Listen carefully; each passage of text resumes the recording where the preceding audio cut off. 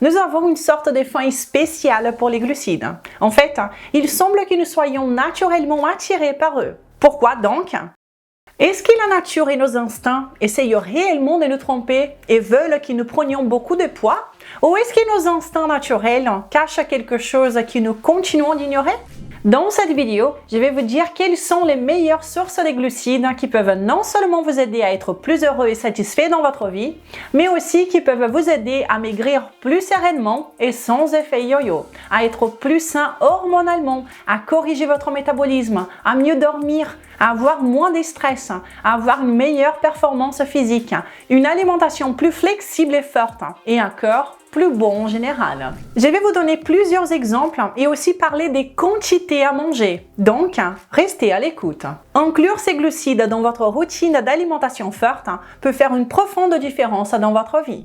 Bienvenue de nouveau ici sur ma chaîne. Je suis Renata Barcelos, chercheuse indépendante en sciences nutritionnelles depuis 2015 et la responsable de la nouvelle méthode d'amincissement, l'accélérateur maigrir définitivement. Et je suis ici pour vous aider à débloquer votre métabolisme, mincir définitivement, récupérer votre santé. Et tout cela basé sur la meilleure science à laquelle j'ai accès. Et toujours sans blabla. Alors allons-y, allons voir quelle est la première catégorie des glucides forts à considérer. Mais avant, une petite histoire. Beaucoup d'entre nous, et croyez-moi, moi-même dans le passé, si vous me suivez ici depuis quelque temps, vous le savez déjà. Nous avons essayé de contourner la faim et la gourmandise pour les glucides avec des régimes très faibles en glucides, cétogènes ou carnivores, dans l'espoir de réussir à mincir définitivement. Et effectivement, nous tendons à avoir des bons résultats à court terme. Cependant, une certaine détérioration de la santé et la qualité de vie à moyen et à long terme. Mais cela varie beaucoup d'une personne à l'autre. Beaucoup de gens notent ces effets négatifs dès le court terme, mais d'autres personnes, parfois, cela prend des mois ou même des années pour commencer à remarquer ces détériorations. Mais arrive un moment où tout le monde, invariablement, va les noter. Dans mon cas, cela a pris quelques années avant que je commence à remarquer de manière plus consistante les effets négatifs. Et je pense que cela a pris plus de temps en raison de cette question de flexibilité dont je vous parle ici sur cette chaîne depuis un bon moment. La question du 90-10 par exemple, où 80% de votre temps vous suivez votre régime alimentaire correct et pendant 10% du temps, vous avez une grande flexibilité pour vous lâcher, etc. Et ce qui est intéressant de noter est que cette gourmandise, ces désirs, cette nécessité de contourner cette faim pour les glucides, les sucreries, etc. est reflétée dans presque toute page au profil des personnes qui promeuvent la low carb, le cétogène, le carnivore, etc. Tous les influenceurs de ces domaines. Vous voyez cela reflété dans l'énorme quantité de recettes qu'ils partagent. Des gens essayant de contourner ces désirs avec des créations de desserts fake, par exemple, pour essayer quand même de se faire plaisir un peu et combler ce vide qui est resté dans le cœur. Alors on voit toutes sortes de créations, des gâteaux, des mousses de toutes sortes, des caramels, des sucreries de toutes formes, bien sûr low carb, utilisant des édulcorants, etc. Des gens essayant d'être créatifs pour créer des alternatives aux desserts traditionnels. Car après tout, selon la mouvance, si c'est IG bas, tout va bien. Alors ils vivent un peu dans un conflit interne éternel, essayant de gérer la situation avec cette gourmandise, cette attraction psychologique instinctive pour les glucides, pour ces desserts, et en même temps cette idéologie que tout s'est reçu en évitant les glucides, à cause de cette croyance dans ces vieux modèles glucides-insuline. Cette hypothèse du glucide-insuline qui aujourd'hui, nous savons, est assez incorrecte. C'est une façon très simpliste de voir un problème qui est beaucoup plus complexe. Quand j'ai commencé à remarquer les effets négatifs de cette coupe à long terme des glucides sur moi-même, j'ai commencé à réfléchir un peu plus à cela et à élargir mon champ de recherche scientifique et à comprendre davantage le métabolisme énergétique du corps, la fonction hormonale du corps, le système du stress, etc.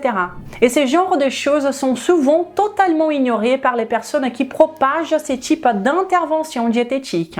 J'ai étudié et travaillé parmi des professionnels de santé, des médecins et nutritionnistes, justement sur cette question des cétogènes et low carb. Et à chaque fois que cette question hormonale, la question énergétique du corps apparaissait, on n'en discutait pas. On changeait de sujet. Cela m'a beaucoup surpris. Je sais que beaucoup d'entre vous étaient nerveux en me voyant commencer à parler d'une chose plus alignée avec la littérature, moins alignée avec le dogme low carb et cétogène, encore en 2022.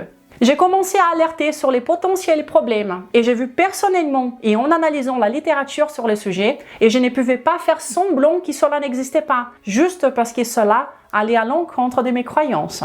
Cette idéologie est encore très forte, surtout maintenant. Je me fais même plus insulter par les fanatiques de la cétogène que par les véganes. Mais voilà, je ne peux pas plaire à tout le monde tout le temps. Et cela tombe bien, car mon objectif ici n'est pas la popularité, c'est toujours la vérité. Et c'est bien dans cette direction que je compte poursuivre. Et les changements que j'ai faits dans mon propre régime alimentaire, en incluant correctement des bons glucides, ont fait des miracles sur moi dans ma forme physique et aussi dans ma santé, sans oublier mon bien-être. Pour les gens autour de moi et de plus en plus de personnes qui suivent ma nouvelle méthode d'amincissement. Alors maintenant que ce contexte est établi, que je voulais partager avec vous, voyons un peu plus sur les glucides eux-mêmes. Surtout, quels sont les glucides forts et quels sont les glucides faibles. Les glucides forts proviennent de la nature, des vrais aliments, et les faibles, typiquement, viennent de l'industrie et sont les ultra transformés, colorés, raffinés, plein d'additifs. Et alors, nous allons les ignorer. Cela dit, commençons avec la première catégorie, qui sont les glucides forts. D'abord, les fruits. Les fruits sont le sucre originel de la nature. Contrairement à ce qui est dit autour de nous, des espèces de fruits sucrés, savoureux et mûrs existent depuis toujours dans la majeure partie du monde et ont toujours été dégustés par des générations et des générations. Les fruits ne contiennent typiquement pas d'antinutriments et ont été faits pour être consommés. Ils sont principalement des sources de glucides, des sucres naturels, comme le fructose, le glucose et le saccharose, qui sont deux molécules de glucose et fructose ensemble. Et notre corps sait très bien métaboliser tous ces sucres naturels facilement. Des bons exemples sont le melon, la mangue, l'ananas, le raisin, la banane, le papaye, etc. D'autres bons exemples qui sont parfois plus faciles à digérer quand ils sont cuits sont par exemple la pomme, la poire, la pêche, la prune, etc. Et les fruits tropicaux en général sont aussi un excellent choix. Même les fruits légumes, comme la citrouille de tout type aussi. Des fruits sucrés et non sucrés en général sont excellents. La prochaine catégorie, c'est les jus naturels des fruits. Bien sûr, les jus frais et naturels des fruits sont aussi une excellente source de glucides et faciles à digérer. Cependant, pendant la perte des poids, il vaut mieux les éviter. À la fin, je parlerai un peu plus de la consommation des glucides pour chaque objectif, selon chaque personne, car nous sommes tous différents. Donc, restez à l'écoute. La prochaine catégorie, les racines et tubercules. Alors que les fruits sont des sources de sucre naturels, les tubercules et les racines sont principalement des sources d'amidon, qui est aussi un glucide facile à digérer. Ils sont des digestions faciles, mais beaucoup de personnes, si vous n'avez pas un intestin qui fonctionne correctement, eh bien, certaines personnes peuvent noter un problème avec la consommation excessive d'amidon. Alors faites attention à cela. Certaines personnes se sentent beaucoup mieux en privilégiant davantage les fruits et d'autres se sentent mieux en privilégiant davantage les amidons. Donc, vous devez expérimenter par vous-même pour savoir ce qui fonctionne le mieux pour vous.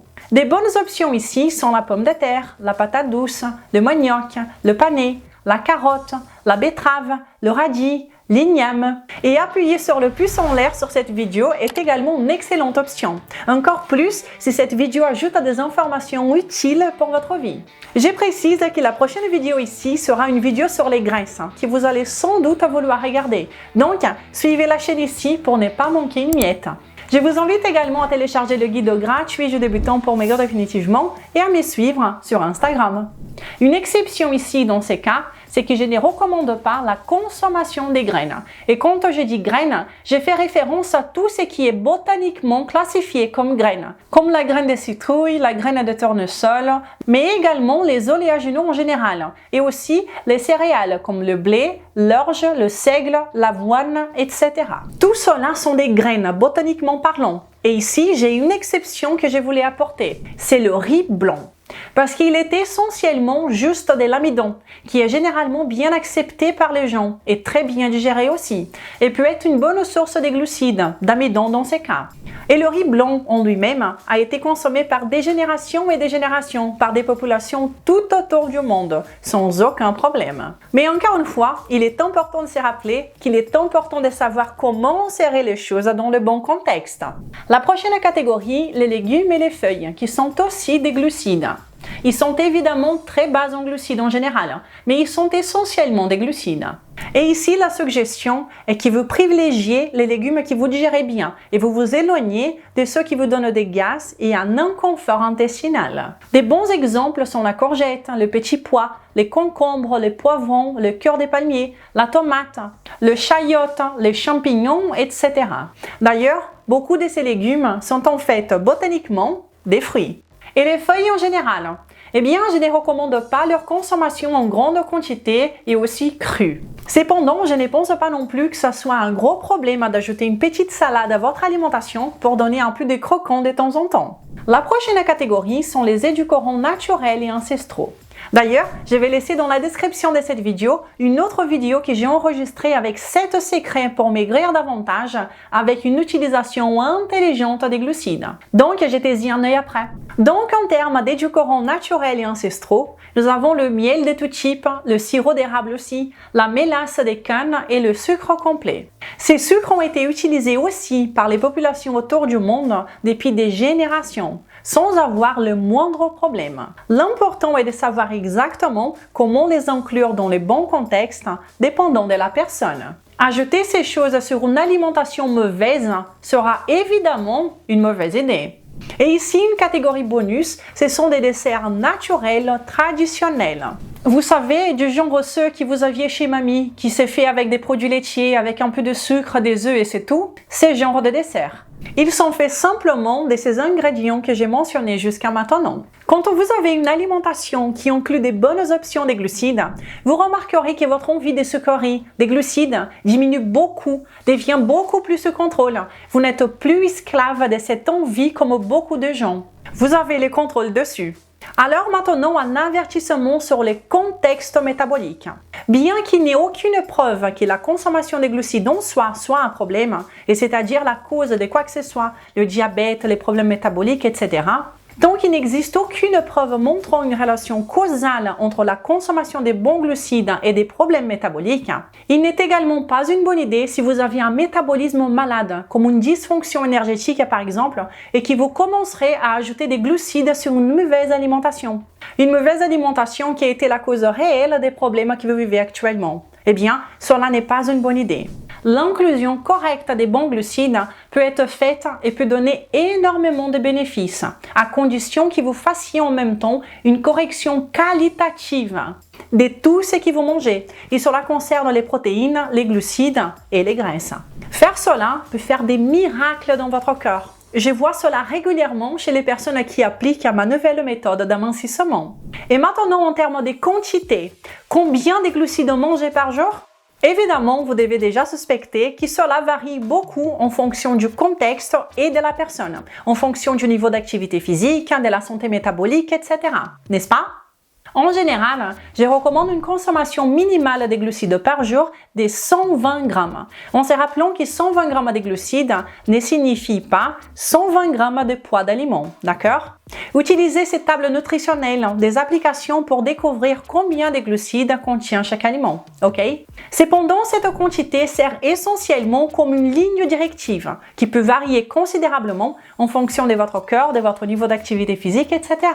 Mais en ayant cette consommation minimale par jour, cela va réduire considérablement le besoin de votre corps de lancer un processus de gluconéogenèse, qui est une ressource métabolique importante qui est déclenchée par les hormones du stress pour produire endogènement, et c'est-à-dire à l'intérieur du corps, produire le corps lui-même du glucose à partir d'acides aminés et des glycérols par exemple, parmi d'autres choses. Donc fondamentalement, en consommant cette quantité de glucides, vous épargnez votre corps d'avoir à effectuer ces processus un peu stressants de fabriquer lui-même le glucose dont il a besoin, ok? Donc, la quantité optimale des glucides de chaque personne peut varier considérablement en fonction de ces facteurs que j'ai mentionnés, santé métabolique, activité physique, votre taille, etc. Mais c'est une quantité minimale plutôt bien documentée scientifiquement qui peut épargner votre corps de passer par ces stress et de fabriquer lui-même le glucose que vous ne fournissez pas avec votre alimentation. Et si vous voulez mettre tout cela en pratique avec mon aide, pas à pas, non seulement cette question des glucides, mais aussi des protéines, des graisses, Tout pas à pas, repas par repas, jour après jour, avec des guides sur les aliments, des listes d'aliments, des recettes originales, des exemples de menus. Dans ma méthode métabolique d'amincissement, je vous invite à devenir un accélérateur ou une accélératrice en faisant partie de ma nouvelle méthode, l'accélérateur maigre définitivement. Et pour vous renseigner, il suffit d'entrer maintenant sur accélérateur-md.fr. Et quand vous adoptez une alimentation forte, vous avez des résultats incroyables, comme celui qui a été partagé cette semaine par le cas de succès. Renata, j'aurais aimé partager avec vous une photo d'avant et d'après, mais je n'ai pas de photos de moi, car je n'en prenais jamais. Et je ne permettais à personne d'en prendre non plus, car j'avais honte de moi. Et me voir dans des photos me rendait malade. Cela a changé aujourd'hui. J'aime me prendre en photo et pour la première fois de ma vie, je suis fière de ce que je vois. Grâce à votre aide, j'ai réussi à changer d'une façon que je n'avais jamais imaginé être possible. Je suis à moins 37 kilos et j'ai encore une dizaine à perdre. Merci du fond du cœur pour tout. Merci d'avoir partagé votre histoire pour motiver d'autres personnes aussi. Et un grand bravo à vous pour ce super changement. Si vous voulez tester la méthode métabolique d'amincissement sur vous-même et voir des miracles que cela peut générer dans votre propre corps, je vous invite à tester sans aucun risque l'accélérateur maigre définitivement. Pour cela, entrez maintenant sur accélérateur-md.fr. J'espère que cette vidéo vous a été utile et qu'elle vous a aidé à voir les glucides d'une manière un peu plus différente et à comprendre un peu plus comment ils peuvent aussi nous bénéficier. N'hésitez pas à partager cette vidéo amplement, à me laisser un pouce en l'air, à me laisser un commentaire, car tout cela m'aide énormément. Je vous remercie. On se retrouve dans la prochaine vidéo qui parlera des graisses. Et jusque-là, portez-vous bien. Je vous embrasse. Ciao!